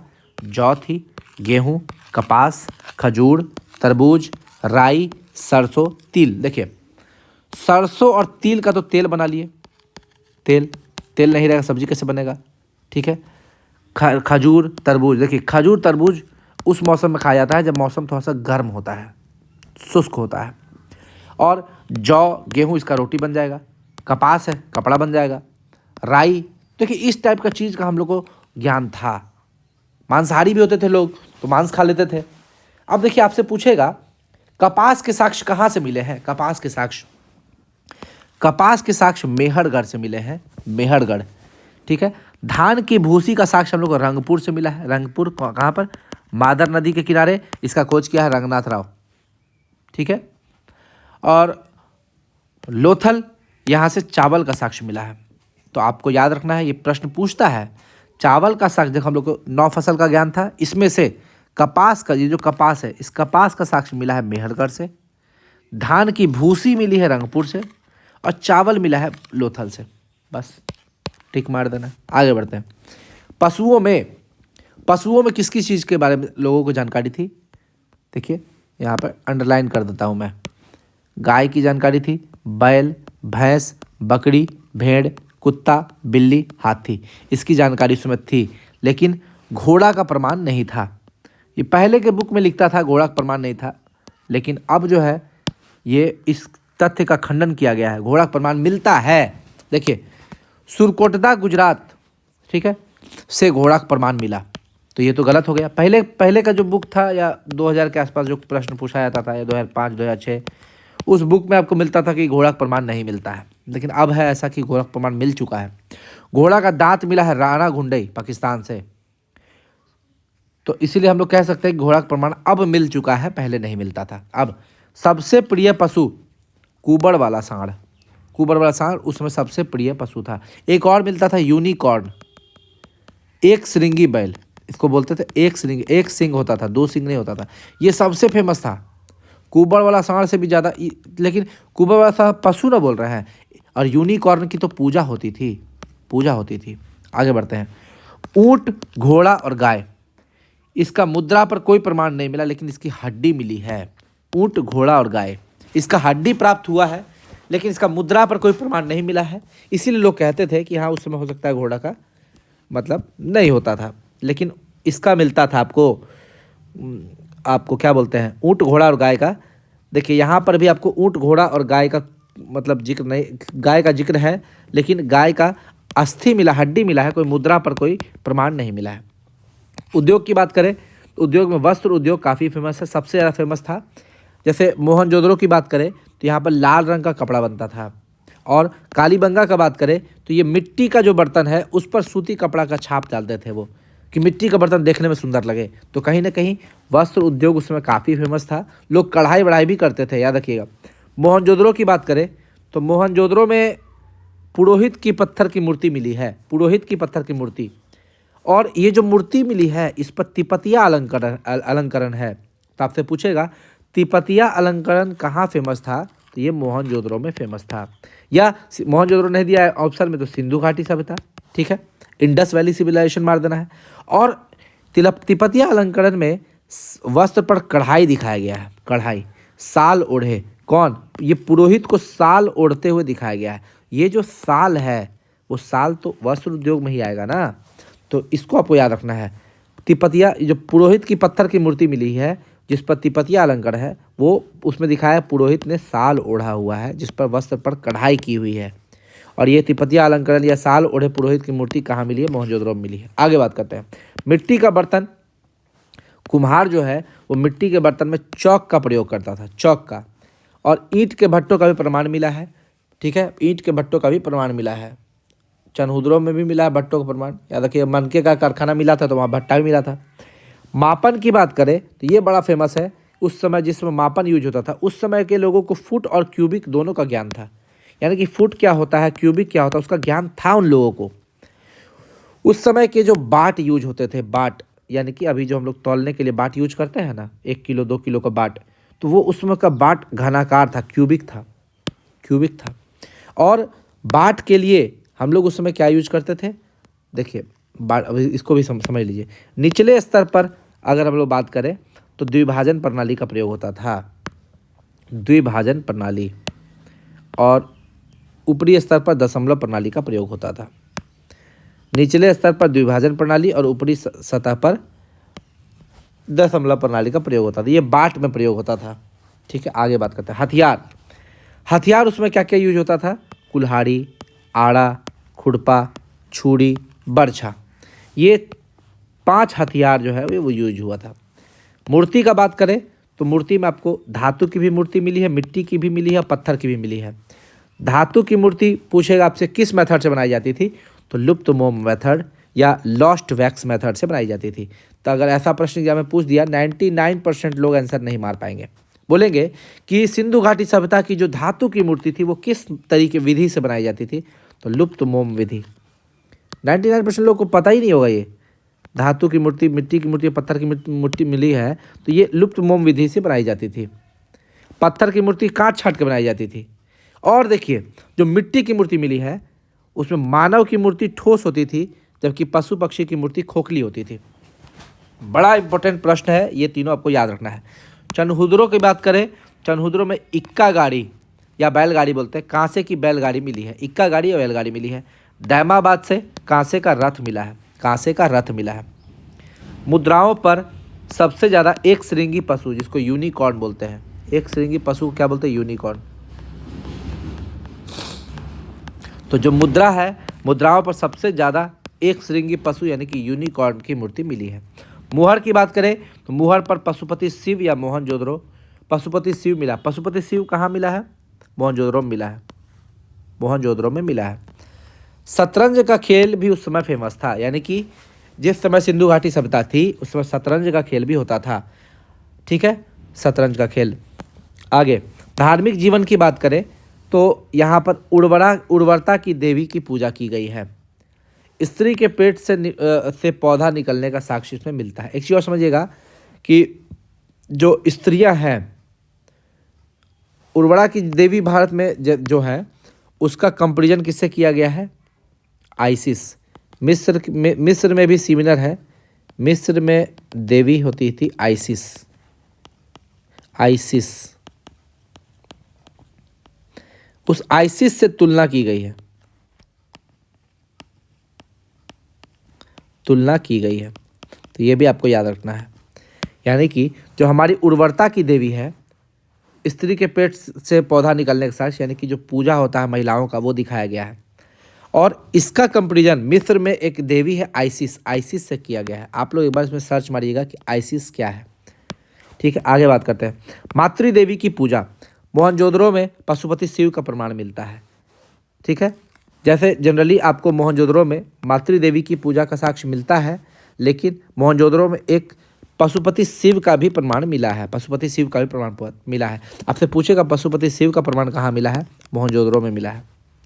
कालीबंगा से लिंग पूजा का प्रमाण मिला है, लिंग पूजा का प्रमाण मिला है कालीबंगा से, कालीबंगा मिला लिंग पूजा का प्रमाण। स्वास्तिक, देखिए स्वास्तिक का चिन्ह कहाँ मिला है? तो ये मिला है मोहनजोदड़ो में, मोहनजोदड़ो में मिला है। वृक्ष पूजा, उस समय वृक्ष पूजा भी होता था, जैसे नीम और पीपल का पूजा होता था। अग्नि वेदिका आपको दो जगह मिला है, देखिए अग्नि वेदिका कालीबंगा लोथल में मिला है, कालीबंगा और लोथल में मिला है। आगे बात करते हैं समाधान। देखिए समाधान में तीन प्रकार का साक्ष्य, तीन तरह का समाधान होता था: दाह संस्कार, आंशिक समाधान और पूर्ण समाधान। ठीक है, इस तीनों का साक्ष्य मिला है कालीबंगा में। आपसे पूछेगा तीन तरह के समाधान का साक्ष्य कहाँ मिला है? कालीबंगा में तीनों समाधान का साक्ष्य मिला है। तो तीनों समाधान कौन कौन है? एक तो दाह संस्कार है जिसमें जला दिया जाता है, आंशिक समाधान थोड़ा सा आपको दफनाएगा, पूरा समाधान पूरा दफना देगा। अब देखिए हड़प्पा के जो समाधान है वहाँ पर विदेशी लोगों को दफनाने का भी साक्ष्य मिला है, विदेशी लोगों को दफनाने का साक्ष्य मिला है। रोपड़ में मालिक के साथ कुत्ता को दफनाने का साक्ष्य मिला है, यानी कि मालिक के साथ कुत्ता को दफनाने का साक्ष्य मिला है। तो हड़प्पा और रोपड़ का ये आप लोग याद रखिएगा, विदेशी लोगों को दफनाने का साक्ष्य और मालिक के साथ कुत्ता को दफनाने का साक्ष्य कहाँ मिला है, ये आपको याद रखना है। ठीक है, अब हड़प्पा सभ्यता का पतन कैसे हुआ, हड़प्पा सभ्यता कैसे डूबी? तो याद रखिएगा जैसे जैसे आर्य आए वैसे वैसे हड़प्पा का पतन हुआ। कुछ लोगों का मानना है कि बाढ़ आई, बाढ़ से डूब गया और वो क्या बोलते हैं उससे हड़प्पा का पतन हो गया। कुछ लोगों का मानना सूखा आया, भूकंप आया, जलवायु परिवर्तन हुआ। तो इस टाइप का लोगों का मानना है कि अपना अपना मत है सबका कि हड़प्पा कैसे डूबा, हड़प्पा का पतन कैसे हुआ, हड़प्पा कैसे समाप्त हुई, सिंधु घाटी सभ्यता कैसे खत्म हुआ। तो देखिए कुछ लोगों का मानना है कि आर्यों के आक्रमण से हड़प्पा सभ्यता समाप्त हो गई, जो कि आर्य आए थे 1500 BC में। तो ये किनका मानना है? ये मानना मार्टिन व्हीलर और गार्डन चाइल्ड का मानना है कि जैसे आर्य आए हड़प्पा सभ्यता का पतन हो गया। उसके बाद the root of ancient India, ये बुक लिखे थे फेयर सर्विस। ठीक है, इनका कहना है कि पारिस्थितिकी विक्षोभ के कारण हड़प्पा सभ्यता का पतन हो गया, हड़प्पा सभ्यता समाप्त हो गई। अगला, मोहनजोदड़ो से 38 नरकंकाल एक साथ मिले हैं, यानी कि कहीं ना कहीं कुछ ऐसा हुआ था कि एक साथ लोगों को मार दिया गया, ख़त्म कर दिया गया, जिससे हड़प्पा समाप्त हो गई। तो ये साक्ष्य मुझे लगता है गलत है, मतलब ये लोगों का मानना था वो सही नहीं लगा मुझे। अब देखिए जलवायु परिवर्तन का बात करें तो ओरेनस्टाइन कहते हैं कि जलवायु परिवर्तन होने से हड़प्पा सभ्यता खत्म हो गई। धीरे धीरे जलवायु परिवर्तित हुआ, लोग उसको अडॉप्ट नहीं कर पाए और मर गए। भूकंप का प्रमाण मिलता है कालीबंगा से।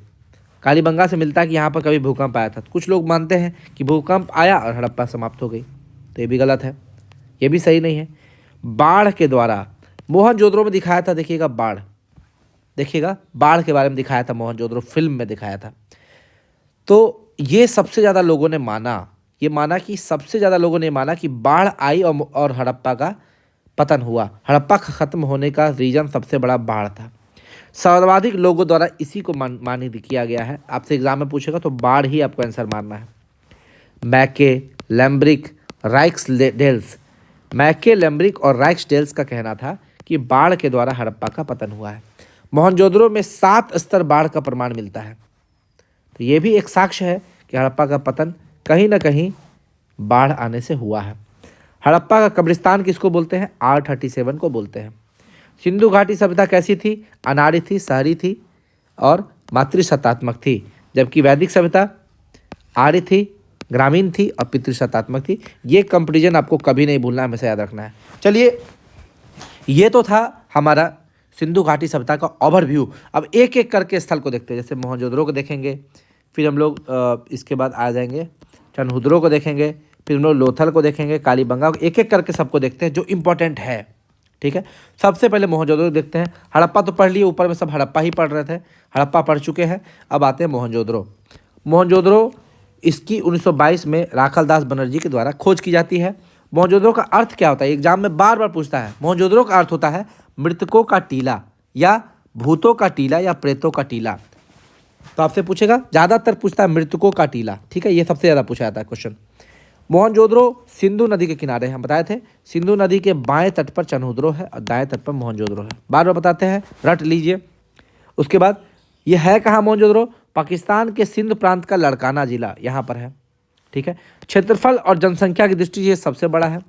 ठीक है, इसे सिंधु का बाग भी कहा जाता है और स्तूप टीला भी कहा जाता है।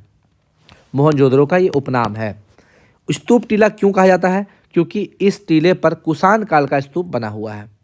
ठीक है, और दुर्ग का टीला पर देखिए, मोहनजोदड़ो का जो दुर्ग है उसका टीला पर हम लोग को 4 चीज़ मिला है। पहला तो विशाल स्नानागार, विशाल अन्नागार, सभा भवन और पुरोहित आवास। विशाल स्नानागार का अगर आपसे हम ये डायमेंशन बता दें, 11.88 मीटर इंटू 7.01 मीटर। ये आपको याद नहीं करना, समझना है। विशाल अन्नागार का डायमेंशन 45.72 मीटर गुना 22.86 मीटर।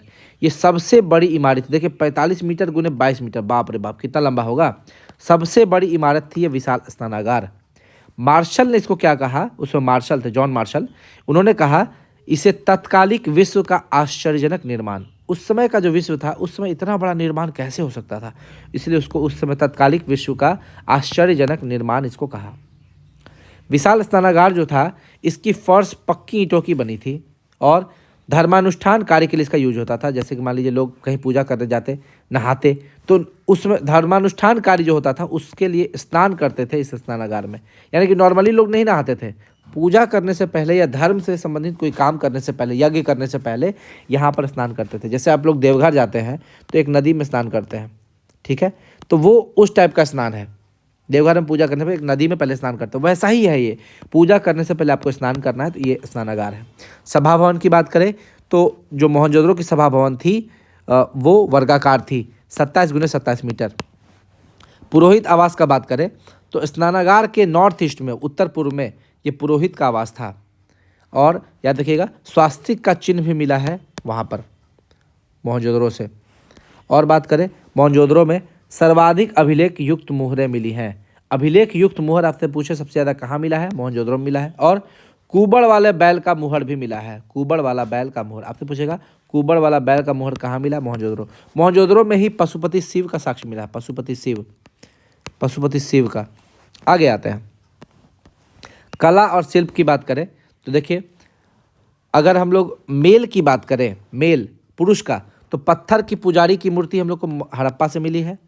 तांबे की मानव की मूर्ति हड़प्पा से मिली है। यानी कि हड़प्पा में हम लोग को मेल का मूर्ति मिला, जबकि मोहनजोदड़ो में फीमेल का मूर्ति मिला है, जैसे कांसे की नर्तकी मूर्ति। लेकिन आप लोग बोलिएगा सर पशुपति शिव का भी तो मिला है, याद रखिएगा पशुपति शिव का मूर्ति जो मिला है मोहनजोदड़ो में वो पुरुष का है, ये आप लोग याद रख लीजिएगा, ठीक है। लेकिन ज़्यादातर मूर्ति मोहनजोदड़ो में फीमेल का मिला है और हड़प्पा में मेल का मिला है, ठीक है। आगे, मिट्टी का हल कहाँ मिला है, तो बनावली और मोहनजोदड़ो दोनों जगह मिला है।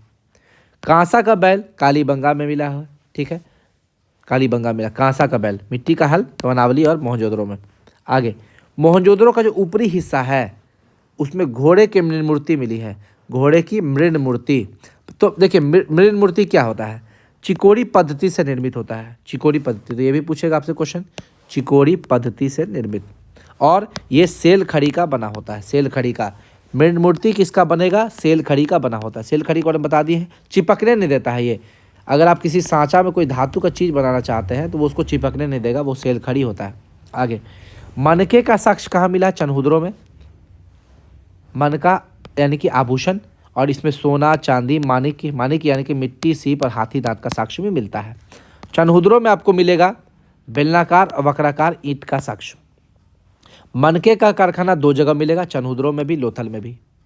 और जहाँ भी मनका का कारखाना मिलेगा वहाँ आपको भट्ठी भी मिलेगा, तो दोनों जगह भट्ठी भी मिलेगा। लोथल में आपको हाथी दांत का पैमाना मिल जाएगा, हाथी दांत का पैमाना।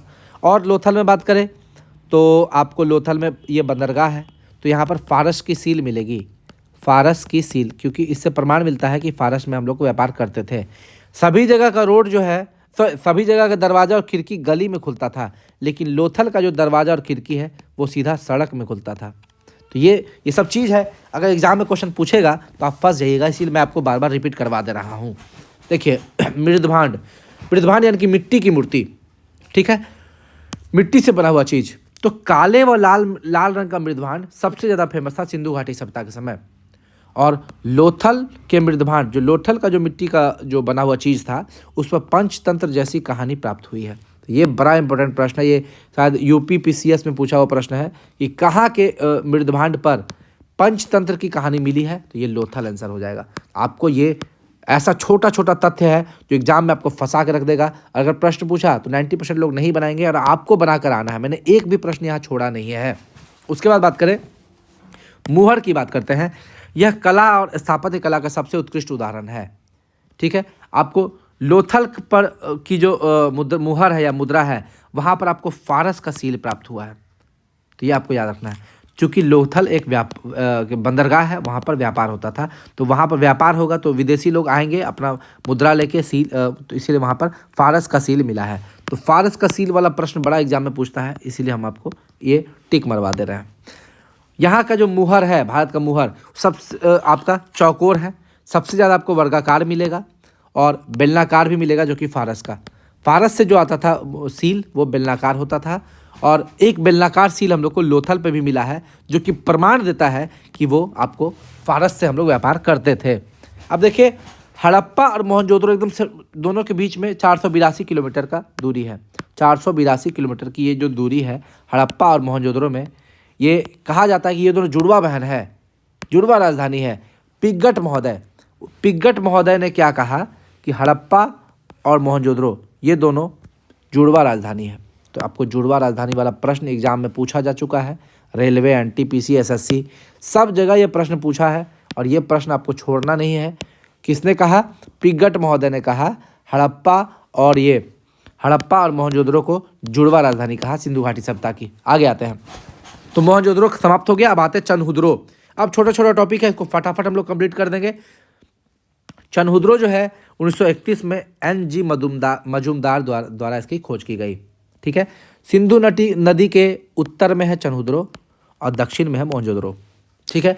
1922 में राखल दास बनर्जी के द्वारा मोहनजोदड़ो की खोज की गई थी। और चनहुदरो की खोज मजूमदार भी बोलता है इसको, मजूमदार के द्वारा इसकी खोज की गई। और इसमें चनहुदरो के समय में 3 संस्कृति काफ़ी फेमस थी, सिंधु संस्कृति, झूकर संस्कृति और झाकर संस्कृति। ये जो चनहुदरो की जो ये 3 संस्कृति है, इसमें से 2 संस्कृति का प्रमाण राजस्थान में भी मिलता है, झूकर संस्कृति और झाकर संस्कृति, इसका प्रमाण राजस्थान में भी मिलता है। और मनके का कारखाना यहाँ से प्राप्त हुआ है।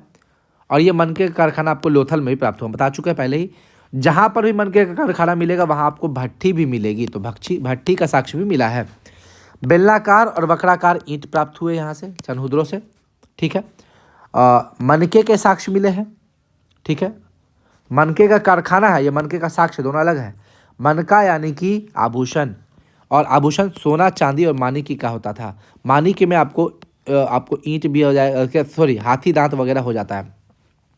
उस चनहुद्रों से आपको मेकअप का सामान मिला था, लिपस्टिक, कंघा, उस्तरा, काजल, ये सब मिला है। बिल्ली का पीछा करते हुए कुत्ते के पंजे का साक्ष्य, यानी कि बिल्ली का पीछा करते हुए कुत्ते के पंजे का साक्ष्य भी आपको चनहुद्रों में मिला है। और मिट्टी की पकी हुई पाइपनुमा नालियों का प्रयोग भी आपको चनहुद्रों में मिला है। इतना सारा चीज़ चनहुद्रों का है, याद कर लीजिए, यही एग्जाम में पूछेगा। और जो बार बार एग्जाम में पूछता है, जब आप प्रीवियस ईयर क्वेश्चन बनाते हैं, जो बार बार एग्जाम में पूछता है उसको टिक मार दीजिए। जैसे मनके का कारखाना, वक्राकार ईंट, कहा गया वक्राकार ईंट, ये बार बार पूछता है, तो इस क्वेश्चन में टिक मार, जब आप ये नोट्स को प्रिंट आउट कीजिएगा उसमें टिक मार दीजिएगा। अगला लोथल की बात करें तो लोथल को ही हम लोग लघु हड़प्पा या लघु मोहनजोदड़ो भी कहते हैं, ठीक है। लोथल से हम लोग को ये मिलता है, प्रमाण मिलता है कि हम लोग पश्चिमी एशिया से व्यापार करते थे। पश्चिमी एशिया से व्यापार करने का ये सबसे प्रमुख बंदरगाह था। गुजरात के अहमदाबाद में भोगवा नदी के किनारे ये लोथल आता है। इसकी खोज 1952 में SR राव, या इसी को रंगनाथ राव, क्या है रंगनाथ राव के द्वारा खोज की गई थी। रंगनाथ राव ने रंगनाथ राव ने रंगपुर की भी खोज की थी, रंगपुर। आगे आते हैं।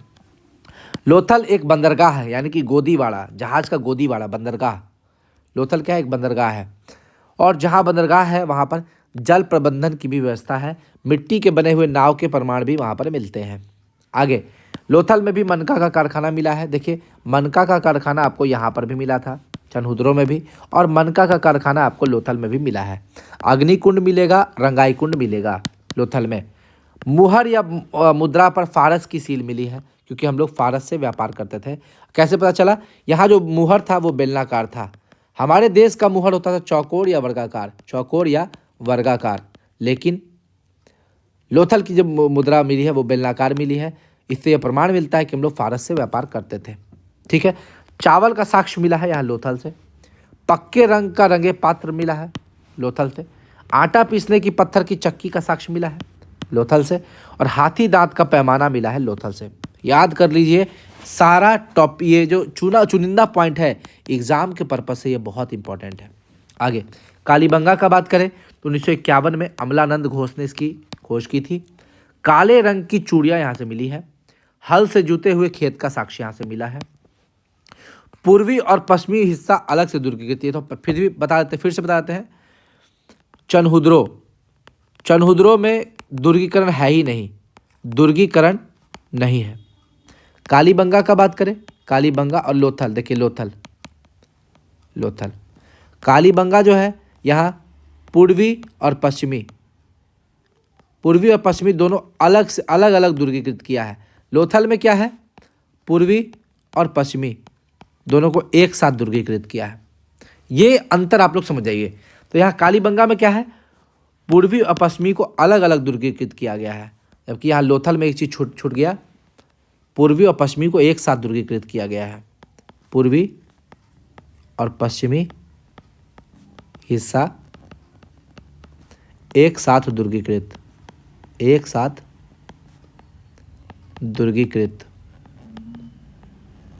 ये बड़ा इंपॉर्टेंट पॉइंट है। अगर आपको कथन निष्कर्ष वाला पूछ देगा तो इस प्रश्न में लोग फंस जाते हैं, यही पे याद रखना आपको। उसके बाद कालीबंगा में आपको कच्ची ईंटों का प्रयोग का साक्ष्य मिला है।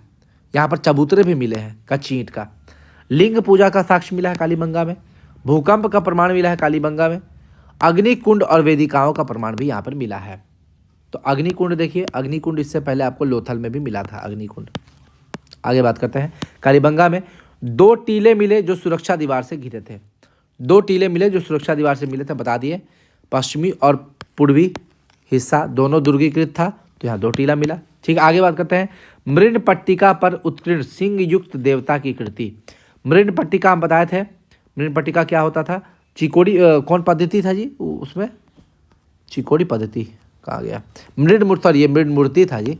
मृण पट्टिका, मृण मूर्ति चिकोड़ी पत्ती से बनता था, ये मोहनजोदड़ो का था, सॉरी। यहाँ पर क्या है, मृण पट्टिका पर उत्कीर्ण सिंह युक्त देवता की कृति। देखिए ऐसा ही प्रश्न पूछेगा, डायरेक्टली आप मार दीजिएगा कालीबंगा। आगे आते हैं बनावली। बनावली 1974 में आर एस विस्ट के द्वारा इसका खोज किया गया। पक्की ईंट से बना हल मिला है यहाँ पर, हल तो मिला लेकिन वो पक्की ईंट से बना हुआ, पक्की ईंट से बना हुआ हल बनावली, हल बनावली, हल बनावली, हल बनावली, ऐसे याद रखना है। उसके बाद यहाँ की सड़कें नगर को तारांकित यानी कि स्टार शेप्ड क्षेत्रों में विभाजित करती थी। आपसे पूछेगा कौन सा ऐसा जगह है सिंधु घाटी सभ्यता का जहाँ का नगर तारांकित क्षेत्रों में विभाजित करता है, तो वो आपको मारना बनावली। मिट्टी का हल का प्रमाण मिला है लेकिन वो पक्की ईंट का बना है, वो किसका है, पक्की ईंट का बना। उत्तम किस्म की जौ बनावली में मिला है। यहाँ पर संभवतः मंदिर होने की संभावना है लेकिन ये प्रूव नहीं है। जल निकासी का अभाव, आपसे पूछेगा ऐसा कौन सा सिंधु घाटी सभ्यता है जहाँ पर जल निकासी का अभाव है, प्रमाण नहीं मिला है, तो वो बनावली हो जाएगा। आगे धौलावीरा की बात करें तो 1967-68 में जेपी जोशी के द्वारा इसकी खोज की गई। सफ़ेद प्लस कुआं इसका अर्थ है, धौलावीरा का अर्थ है सफ़ेद प्लस कुआं। यहाँ टीले पर एक पुराना कुआं है, यहाँ पर जो टीला है वहाँ पर एक पुराना कुआं है। तो पूछेगा पुराना कुआं का खोज कहाँ है, धौलावीरा में हुआ है। धौलावीरा एक आयताकार नगर है, आयताकार नगर है। हम बताए थे जितने भी सिंधु घाटी सभ्यता के क्षेत्र हैं वो दो भागों में विभाजित थे, पूर्वी और पश्चिमी, पूर्वी और पश्चिमी, लेकिन धौलावीरा जो है वो 3 क्षेत्र में विभाजित था। 3 नगरों के अवशेष यहाँ से मिलते हैं। आपसे पूछेगा ऐसा कौन सा जगह है सिंधु घाटी सभ्यता का जहाँ 3 नगरों के अवशेष मिले, तो वो धौलावीरा है। वो 3 भाग हैं कौन, किला, मध्य और निचला भाग। वह बनावली में देखिए आपको जल निकासी का अभाव है लेकिन धौलावीरा में आपको उन्नत जल प्रबंधन की व्यवस्था है, विशाल जलाशय का साक्ष्य है और शैलकृत जलकुंड है। जल से बना हुआ सारा चीज़ आपको मिल जाएगा धौलावीरा में। धौलावीरा में आपको खगोलीय वेधशाला भी मिल जाएगा, यानी कि यहाँ पर खगोलीय एस्ट्रोलॉजर्स लोग का जो है, एस्ट्रोलॉजर बोलेंगे, एस्ट्रोलॉजी बोलेंगे, देख लीजिएगा एक बार। खगोलीय वेधशाला यानी कि ग्रह नक्षत्र वगैरह सबका भी यहाँ पर जानकारी लोगों को होता था। यहाँ स्टेडियम मिला है, विशाल जलाशय तो बोलिए दी, विशाल जलाशय का साक्ष्य, अभिलेख मिला है और नेवले की पत्थर की मूर्ति, ये नेवले वाला बहुत ज़रूरी है। देखिए इसमें से 2-3 को चीज़ हम हटा देते हैं, ठीक है। एक तो आपको ये हटा दीजिए विशाल जलाशय, क्योंकि विशाल जलाशय हम यहाँ लिख दिए हैं, ठीक है। अभिलेख, ठीक है, अभिलेख चलेगा, हाँ। स्टेडियम, अभिलेख और नेवले की पत्थर की मूर्ति, ये आपको याद रखना है। हड़प्पन लिपि के 10 बड़े आकार के चिन्हों वाला शिलालेख प्राप्त हुआ है, तो यही तो शिलालेख यानी कि अभिलेख। तो अभिलेख भी हटा दीजिए, अभिलेख भी हटा दीजिए, आपको केवल स्टेडियम और नेवले की पत्थर की मूर्ति याद रखना है। ये दोनों आप लोग याद रखिएगा, नेवले की मूर्ति मिली है और स्टेडियम मिला है, शिलालेख या अभिलेख यहाँ पर हो ही गया।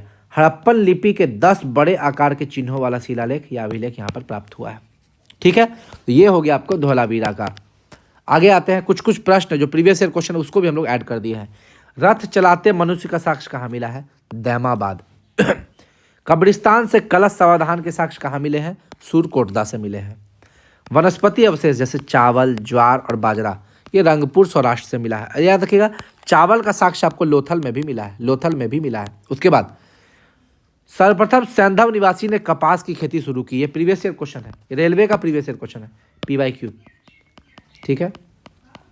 PYQ यहीं से लिख देते हैं, सॉरी, ये जो आपको PYQ है, PYQ का ही प्रश्न यहाँ पर मैंने इंक्लूड किया है। चलिए कुछ क्वेश्चन छूट जाता है तो उसको PYQ के थ्रू हम लोग कंप्लीट कर लेते हैं। अब देखिए सर्वप्रथम सैंधव निवासी ने कपास की खेती की शुरुआत की। जैसे देखिए यूनानी लोग कपास को हिंडन नाम से पुकारते थे, हिंडन, ठीक है।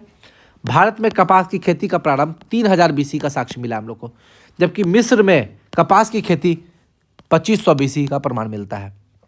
मिस्र को ही हम लोग नील नदी का उपहार बोलते हैं। तो अब आप लोग बता सकते हैं कि कपास की खेती का साक्ष्य भारत में 3000 BC, मिस्र में 2500 BC, तो मिस्र से पुराना ना हुआ भारत, तो इसीलिए सर्वप्रथम सैंधव निवासी ने कपास की खेती की शुरुआत की, ये क्वेश्चन सही है। बहुत लोग मानते हैं कि मिस्र में स्टार्ट हुआ है कि नहीं, भारत में स्टार्ट हुआ। आगे लोथल और बालाकोट सीप उद्योग के लिए प्रसिद्ध था, सीप उद्योग। आगे सैंधव काल की जो सबसे ज़्यादा मुहर थी वो सेल खड़ी की बनी होती थी, सेल खड़ी। और याद रखिएगा जितनी भी मुहर होती थी उस पर एक श्रृंगी बैल यानी कि यूनिकॉर्न, यूनिकॉर्न का साक्ष्य मिलता था। मानव मूर्तियों अधिकांशतः स्त्रियों की है। पुरुषों की मूर्ति हम बताए थे, पुरुषों की मूर्ति मिलेगी हड़प्पा में और महिलाओं की मूर्ति मिलेगी मोहनजोदड़ो में। लेकिन मोहनजोदड़ो में आपको पशुपति शिव की मूर्ति मिलती है, तो वो एक पुरुष का मूर्ति मोहनजोदड़ो में मिलता है। आगे अग्निकुंड का साक्ष्य 3 जगह मिलेगा, लोथल, कालीबंगा, बनावली। बनावली में भी आपको अग्निकुंड का साक्ष्य मिलेगा। बनावली में आपको जल प्रबंधन का व्यवस्था सही नहीं है, बताए थे। आगे हड़प्पन लिपि के 10 बड़े आकार के चिन्हों वाला शिलालेख, ये धौलावीरा में मिलेगा। धौलावीरा में उन्नत जल प्रबंधन की व्यवस्था, शैलकृत जलकुंड भी मिलेगा यहाँ पर, और धौलावीरा में आपको ये खगोलीय वेधशाला भी मिलेगा। आगे टूटे हुए नाक वाली स्टैचू ऑफ क्रिस्ट की मूर्ति, ये हड़प्पा में मिलेगी। तक्षशिला के खोजकर्ता कौन थे? जॉन मार्शल थे। और याद रखिए हड़प्पा का कब्रिस्तान बोलते थे R37। R37 का मतलब होता था हड़प्पा का कब्रिस्तान, हड़प्पा का कब्रिस्तान। ये भी प्रश्न एग्जाम में काफ़ी पूछता है। तो ये था मेरा आपका सिंधु घाटी सभ्यता से रिलेटेड क्वेश्चन। तो कैसा लगा आपको मेरा वीडियो? अगर आपको मेरा वीडियो अच्छा लगा हो तो मेरे चैनल को लाइक, शेयर और सब्सक्राइब जरूर कीजिएगा।